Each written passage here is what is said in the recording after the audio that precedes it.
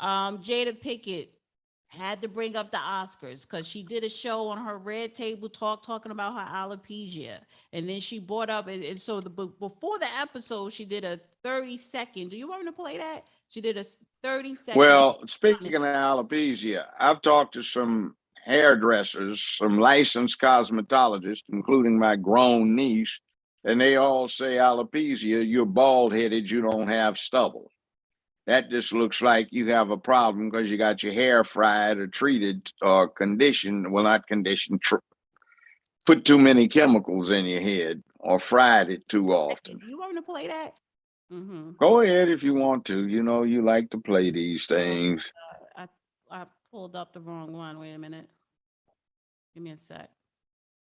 Now I just want to get your quick opinion. Then I'm going to bring in Drew and White Boy Rick.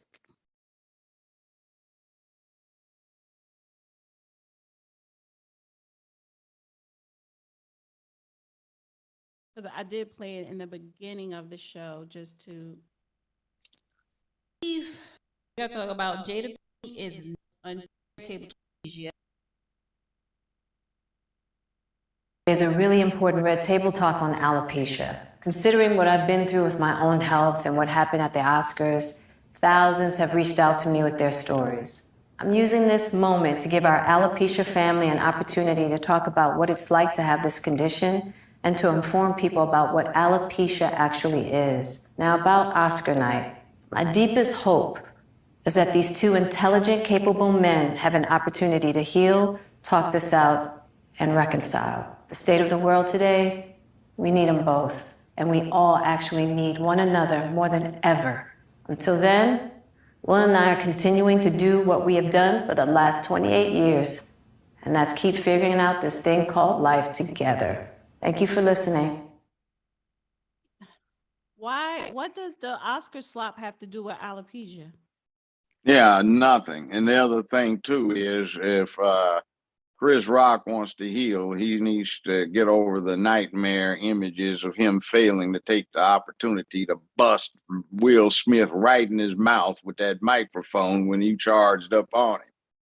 The only thing that would be any healing is for Will Smith to get busted right in the jaw by somebody that he came up and tried to do this to. So poor Chris Rock, what the hell does he have to reconcile for? Not one damn thing. Right. So this is what I'm saying about narcissistic Jada Pinkett and her toxic behavior, because you are talking about alopecia. So you're trying to equate Chris Rock joke to make it seem like he was making a joke on the alopecia community, which is not true. And then you're trying to say that, well, you know, you all seen Will Smith smack him because of that, but don't look at him as the you didn't even say that, but so she's bringing up an incident that was it's bullshit. Yeah, it's damage control bullshit. And as far as that goes, alopecia is not life threatening. But last year, and you know why, I ran into woman after woman who had lost all of her hair because of chemotherapy or radiation therapy for life-threatening cancer. And you don't see them whining about it.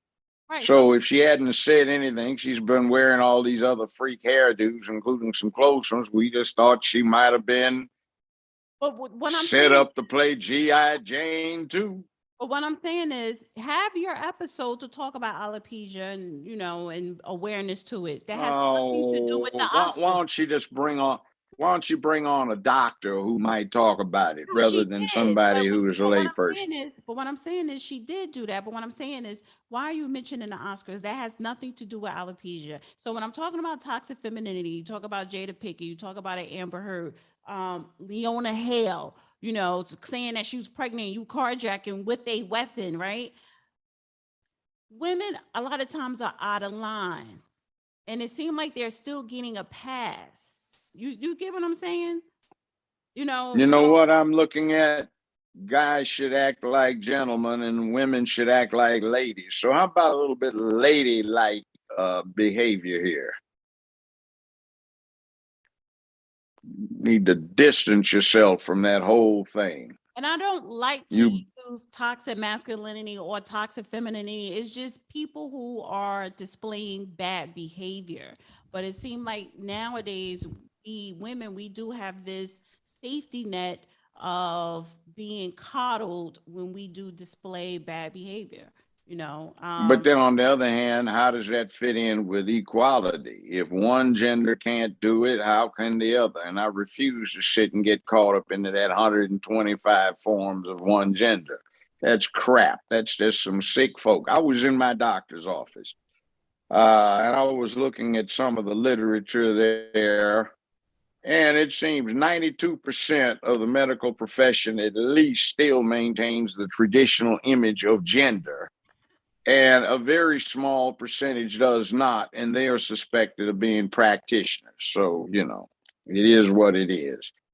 Mhm. Uh, All right. XX or XY, maybe XYY, which tends to be super violent males, or XX, you don't get any more feminine than that. That's about all you can get. So you either have XX or XY or XYY. So, Mhm. you either X and Y or you are XX. So why don't you just have it that way if they want to get into it, since they want to try and do this number about Biden holding the lunch program hostage to saying you can't interrupt teaching anything to do with these things or you get your lunch program for all of the normal kids cut off. Why don't we just put XX on the bathroom door and XY? So deal with it that way, and anything else becomes a delusion. I interviewed Malik Yoba, Milk Yogurt, and he said he wasn't gay. And then he admitted he liked chicks with tits and dicks. I said, well, if it got a dick, what the devil does that make? Well, they say they're girls, but they got dicks. That makes you a homosexual if you're having sex with them. I mean, come on out the closet, 21st century. And he Right. hung up. Yeah, I listened to that show. Uh, Yeah. I mean, if you're gonna put it out there, then you're gonna have to, expect some pushback because it does sound a little crazy. Hey guys, question. Do you ever lose your wallet or do you still carry that bulky wallet that keeps all of your cards cramped and impossible to take out? Well, let me tell you about the most efficient smart wallet in the world, the Extra wallets. Extra wallets are super slim with quick card access, with a built-in RFID blocking protection from wireless theft. Also, you can purchase the solar-powered tracking device that lets you track your wallet's location from your smartphone. And all the wallets are made from high-quality material. Click the link in the description box below and receive a Father's Day special of 20% off the entire site.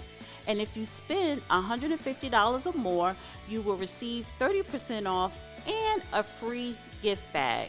So please click the link below and make a father feel special on Father's Day.